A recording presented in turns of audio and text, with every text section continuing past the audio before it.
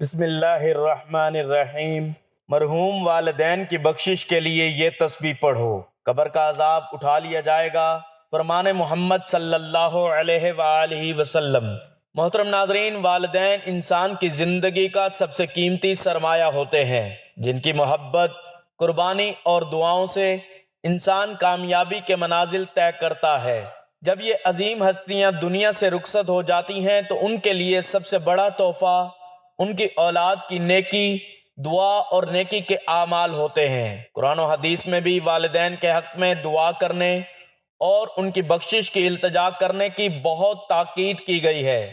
تسبیحات، ذکر الہی اور استغفار پڑھنا والدین کی مغفرت کے لیے نہایت مؤثر ذریعہ ہے۔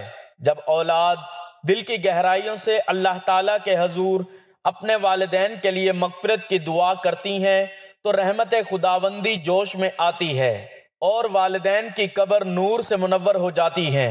والدین کے لیے پڑھی جانے والی ہر تسبیح، ہر دعا اور ہر نیکی کا ثواب ان تک پہنچتا ہے جس سے ان کے درجات بلند ہوتے ہیں۔ یہی اولاد کی سب سے بڑی سعادت ہے کہ وہ اپنے والدین کو مرنے کے بعد بھی نیکیوں کا حصہ بنائے رکھے۔ ہر مسلمان کو یہ خواہش ہوتی ہے کہ اس کے والدین دنیا اور آخرت میں بخشے جائیں، اللہ کے ہاں بلند درجات پائیں۔ والدین کی خدمت اور ان کے حق میں دعا کرنا اولاد کا فرض ہے، اور جو اولاد والدین کے لیے ایصال ثواب کرتی ہے وہ نہ صرف دنیا میں کامیاب ہوتی ہے بلکہ آخرت میں بھی سرخرو ہوتی ہے۔ نبی کریم صلی اللہ علیہ وآلہ وسلم نے ہمیں والدین کے لیے مختلف دعائیں اور اذکار بتائے ہیں جن کی برکت سے ان کے گناہ معاف ہوتے ہیں اور ان کی قبریں نور سے بھر جاتی ہیں۔ تو ہمارا آج کا عمل حضور پاک صلی اللہ علیہ وآلہ وسلم کی بتائی ہوئی ایک ایسی تسبیح کا عمل ہے۔ جو شخص یہ تسبیح پڑھ لیتا ہے اس کے والدین کی بخشش ہو جاتی ہے۔ فرمایا کہ جو بندہ یہ تسبیح پڑھ کر فوت شدہ والدین کو ایصال ثواب کرے تو فرشتے اس کو اندھیری قبر سے نکال کر نور میں بدل دیتے ہیں اور ان کی قبر سے عذاب ہٹا لیا جاتا ہے۔ محترم ناظرین، حضرت جبرائیل علیہ السلام رسول کریم صلی اللہ علیہ وآلہ وسلم کے پاس براق لے کر آئے تو اس نے اپنے کان ہلائے۔ حضرت جبرائیل علیہ السلام نے کہا، اے براق رک جا، اللہ کی قسم آپ صلی اللہ علیہ وآلہ وسلم کی مثل کوئی تجھ پر سوار نہیں ہوا۔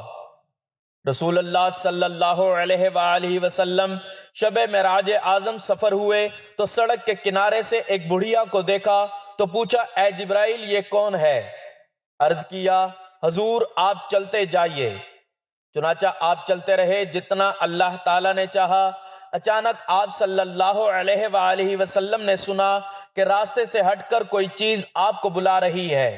حضرت جبرائیل علیہ السلام نے عرض کیا کہ حضور آپ چلتے جائیے۔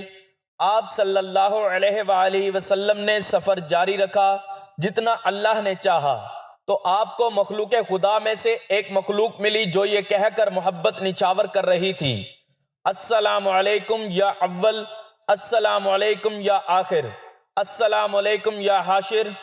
حضرت جبرائیل علیہ السلام نے عرض کیا، حضور ان کے سلام کا جواب دیجئے۔ تو آپ صلی اللہ علیہ وآلہ وسلم نے سلام کا جواب دیا۔ پھر دوسری اور تیسری مرتبہ بھی اسی مخلوق سے ملاقات ہوئی اور اسی طرح کا واقعہ ہوا، حتیٰ کہ آپ صلی اللہ علیہ وآلہ وسلم بیت المقدس پہنچ گئے۔ آپ کے لیے پانی، شراب اور دودھ پیش کیا گیا تو آپ صلی اللہ علیہ وآلہ وسلم نے دودھ لیا۔ حضرت جبرائیل علیہ السلام نے عرض کیا، آپ صلی اللہ علیہ وآلہ وسلم نے فطرت کو پا لیا ہے، اگر آپ پانی کو نوش فرما لیتے تو غرق ہو جاتے اور آپ کی امت بھی غرق ہو جاتی، اور اگر آپ شراب پی لیتے اور آپ کی امت گروہ ہو جاتے۔ پھر حضرت آدم علیہ السلام اور آپ صلی اللہ علیہ وآلہ وسلم کے بعد آنے والے تمام انبیاء کرام کو آپ صلی اللہ علیہ وآلہ وسلم کی خاطر جمع کیا گیا، اور رسول اللہ صلی اللہ علیہ وآلہ وسلم نے اس رات ان کی امامت کروائی۔ پھر حضرت جبرائیل علیہ السلام نے کہا کہ وہ عورت جسے آپ نے ان کے پاس جا کر سلام کیا، انہوں نے مجھے سلام کا جواب بھی دیا۔ میں نے ان سے پوچھا کہ تم کون ہو؟ کہنے لگی، ہم خوبرو اور نیک سیرت ہیں اور ان نیکوکاروں کی بیویاں ہیں جو پاکیزہ ہیں اور ان کا دامن آلود نہیں، جو ہمارے ہاں مقیم رہیں گے اور کبھی کچھ نہیں کریں گے، اور جنہیں ہمیشہ ہمیشہ کی زندگی ملے گی اور وہ کبھی نہیں مریں گے۔ پھر میں وہاں سے چلا آیا۔ ابھی تھوڑی ہی دیر گزری تھی کہ بہت سے لوگ جمع ہونے شروع ہو گئے۔ مؤذن نے اذان دی اور تکبیر کہی۔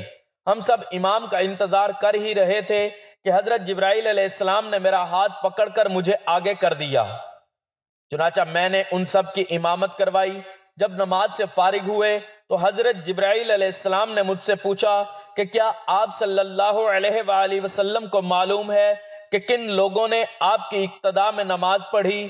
میں نے کہا نہیں۔ حضرت جبرائیل علیہ السلام کہنے لگے، آپ کے اقتداء میں ہر اس نبی نے نماز ادا کی جسے اللہ تعالیٰ نے مبعوث کیا۔ پھر حضرت جبرائیل علیہ السلام میرا ہاتھ پکڑ کر آسمان کی طرف دروازے تک پہنچے تو حضرت جبرائیل علیہ السلام نے دروازہ کھلوایا۔ آسمان کے فرشتے نے پوچھا کہ کون ہے؟ فرمایا میں جبرائیل علیہ السلام ہوں۔ پوچھنے لگے کہ آپ کے ساتھ کون ہے؟ فرمایا کہ میرے ساتھ محمد مصطفیٰ صلی اللہ علیہ وآلہ وسلم ہیں۔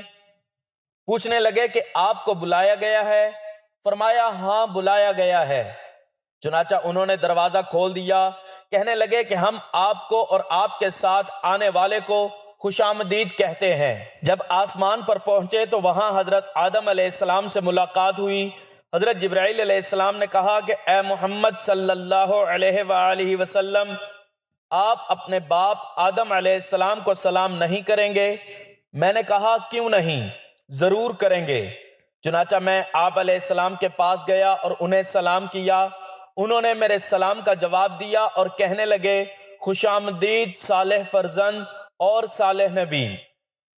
پھر دوسرے آسمان کا دروازہ کھلوانے پر فرشتوں نے پوچھا کون ہے؟ فرمایا کہ جبرائیل علیہ السلام۔ آپ کے ساتھ کون ہے؟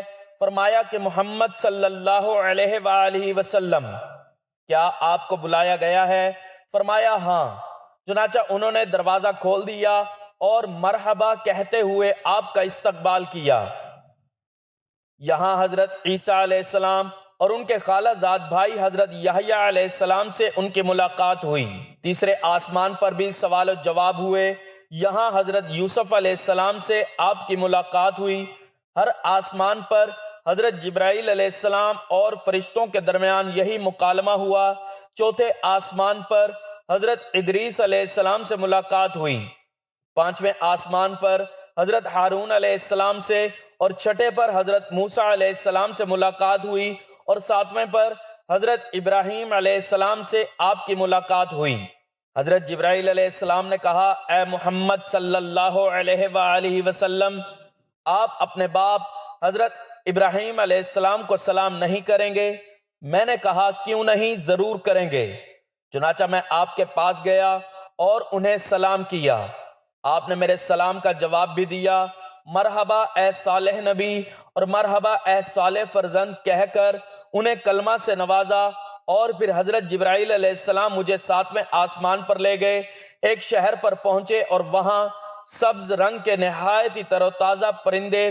میں نے کہا کہ اے جبرائیل علیہ السلام، یہ پرندے بہت تازہ اور نفیس ہیں۔ انہوں نے جواب دیا کہ انہیں کھانے والے بھی ان سے بھی زیادہ نفیس اور عمدہ ہیں۔ پھر انہوں نے پوچھا اے محمد صلی اللہ علیہ وآلہ وسلم، آپ جانتے ہو کہ یہ نہر کون سی ہے؟ میں نے کہا نہیں۔ انہوں نے کہا کہ یہ کوثر ہے جو اللہ تعالیٰ نے آپ کو عطا فرمائی ہے۔ میں نے دیکھا کہ اس میں سونے اور چاندی کے جام ہیں۔ یہ نہر یاقوت اور زمرد کی چھوٹی چھوٹی کنکریوں سے بنی ہوئی تھی۔ اس کا پانی دودھ سے بھی زیادہ سفید ہے۔ میں نے سونے کا ایک جام لیا اور اس پانی سے بھر کر پیا تو یہ مجھے شہد سے زیادہ شیریں اور کستوری سے زیادہ خوشبودار محسوس ہوئی۔ پھر حضرت جبرائیل علیہ السلام مجھے لے کر چلے، یہاں تک کہ میں ایک درخت تک پہنچا۔ وہاں ہر رنگ کے ابر نے مجھے ڈھانپ لیا۔ حضرت جبرائیل علیہ السلام نے مجھے چھوڑ دیا۔ میں اللہ تبارک و تعالیٰ کے حضور سجدہ ریز ہو گیا۔ اللہ تبارک و تعالیٰ نے مجھے فرمایا اے محمد صلی اللہ علیہ وآلہ وسلم، میں نے زمین و آسمان کی تخلیق کی، تم پر اور تمہاری امت پر 50 نمازیں فرض کر دی ہیں، اس لیے آپ اور آپ کی امت ان کی پابندی کریں۔ پھر بادل مجھ سے چھٹ گیا۔ حضرت جبرائیل علیہ السلام نے میرا ہاتھ پکڑا، میں تیزی سے چلتے ہوئے حضرت ابراہیم علیہ السلام کے پاس سے گزرا، انہوں نے مجھے کوئی بات نہ کہی۔ پھر حضرت موسیٰ علیہ السلام کے پاس آیا تو انہوں نے پوچھا کہ اے محمد صلی اللہ علیہ وآلہ وسلم کیا بنا کر آئے ہو؟ میں نے جواب دیا کہ میرے رب نے مجھ پر اور میری امت پر 50 نمازیں فرض کی ہیں، اور انہوں نے کہا کہ یہ نہ آپ کے بس کی بات ہے اور نہ ہی آپ صلی اللہ علیہ وآلہ وسلم کی امت کے بس کی بات ہے۔ آپ رب کے پاس دوبارہ واپس جائیے اور کمی کا سوال کیجئے۔ چنانچہ میں تیزی سے لوٹ کر درخت کے پاس آیا تو مجھے بادل نے لپیٹ لیا۔ حضرت جبرائیل علیہ السلام مجھے چھوڑ کر آئے اور میں بارگاہ خداوندی میں سجدہ ریز ہو گیا۔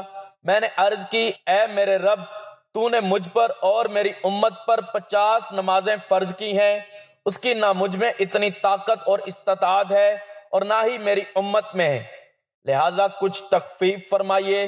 اللہ تبارک و تعالی نے فرمایا کہ میں نے 10 نمازوں پر تخفیف کر دی۔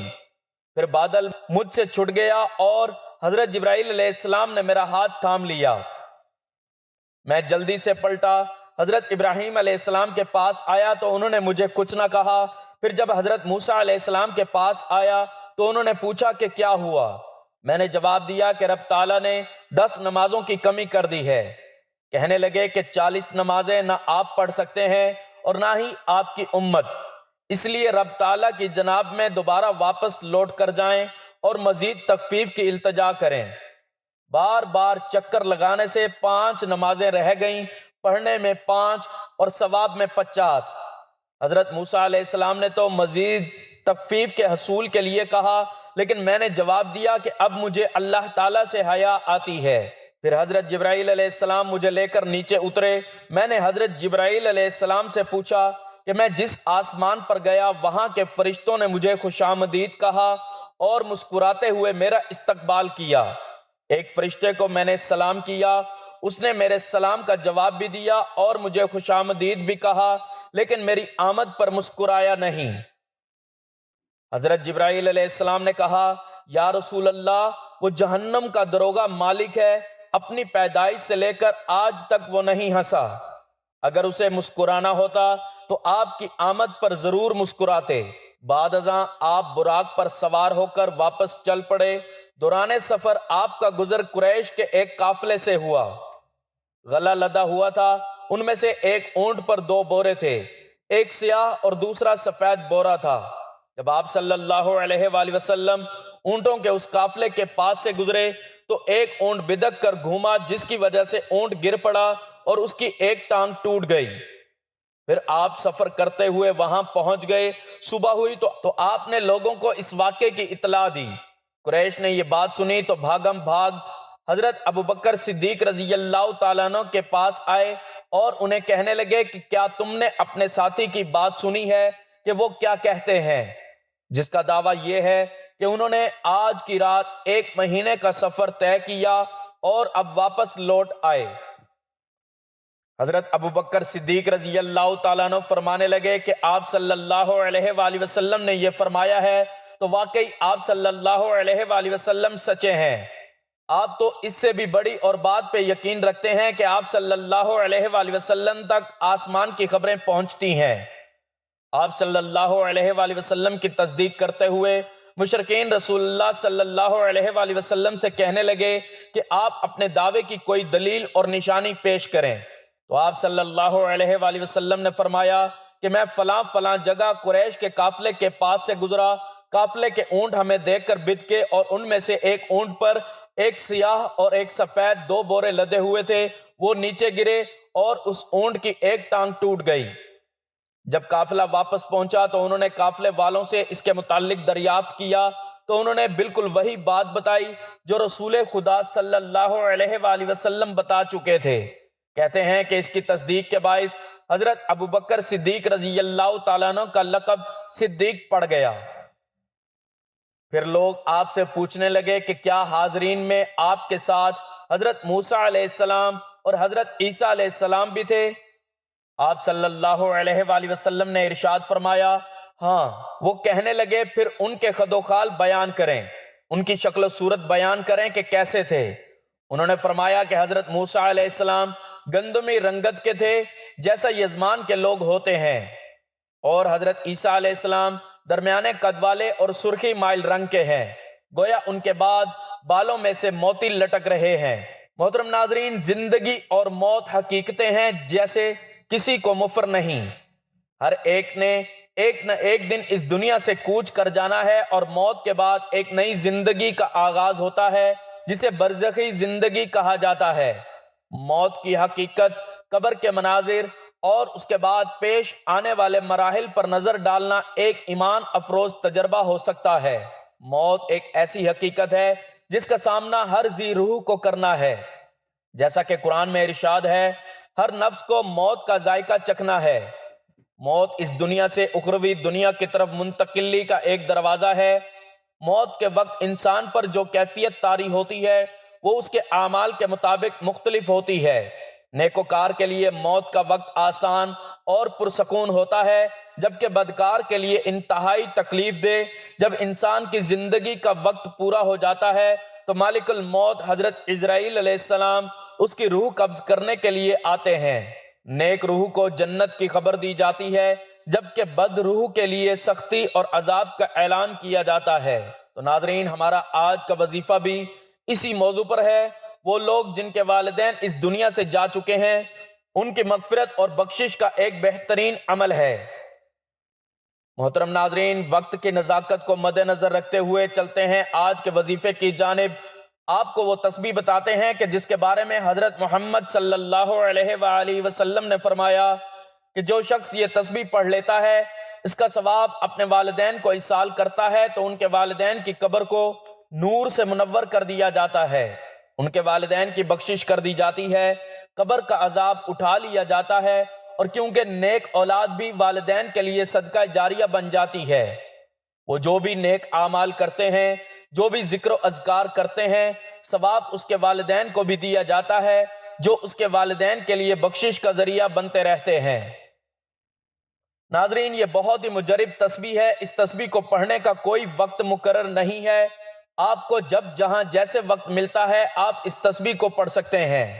آپ کسی نماز کے بعد بھی پڑھنا چاہیں تو اس کو پڑھ سکتے ہیں، لیکن اس تسبیح کو پڑھنے کے لیے ایک ہی شرط ہے کہ آپ نے باوضو حالت میں ہی اس تسبیح کو پڑھنا ہے۔ اس کو پڑھنے کے لیے سب سے پہلے آپ نے حضور پاک صلی اللہ علیہ وآلہ وسلم کی ذات اقدس پر درود پاک کا نذرانہ پیش کرنا ہے۔ درود پاک آپ کوئی سا بھی پڑھ سکتے ہیں، آپ صلی اللہ علیہ وآلہ وسلم بھی پڑھ سکتے ہیں، آپ صلی اللہ علی محمد بھی پڑھ سکتے ہیں، لیکن درود ابراہیمی کی فضیلت اور برکت بہت ہی زیادہ ہے، اس لیے ثواب کے طور پر ایک مرتبہ میرے ساتھ بھی درود ابراہیمی پڑھ لیں۔ اللہم صلی علی محمد وعلی آل محمد کما صلیت علی ابراہیم وعلی آل ابراہیم انک حمید مجید۔ اللہم بارک علی محمد وعلی آل محمد کما بارکت علی ابراہیم وعلی آل ابراہیم انک حمید مجید۔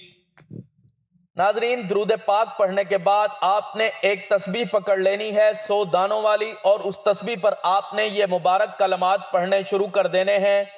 اگر آپ کے پاس تسبیح موجود نہ ہو تو آپ ہاتھ کی انگلیوں پر توجہ اور دھیان کے ساتھ، خلوص نیت اور کامل یقین کے ساتھ اس تسبیح کو پڑھ سکتے ہیں، لیکن یاد رکھیں کہ تعداد بالکل بھی کم یا زیادہ نہ ہو۔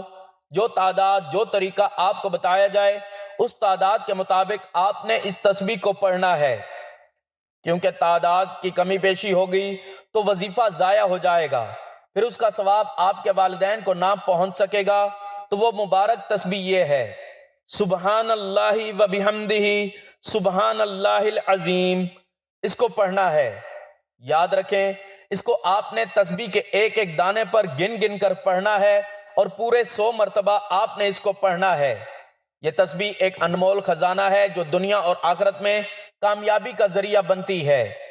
یہ وہ کلمات ہیں کہ جس کے پڑھنے سے حضور پاک صلی اللہ علیہ وآلہ وسلم نے فرمایا کہ پڑھنے والے کے والدین کی بخشش کر دی جاتی ہے، ان کی قبر کو نور سے منور کر دیا جاتا ہے، ان کی آخرت کی منزل آسان کر دی جاتی ہے، ان کو جہنم کی آگ سے حفاظت ملتی ہے۔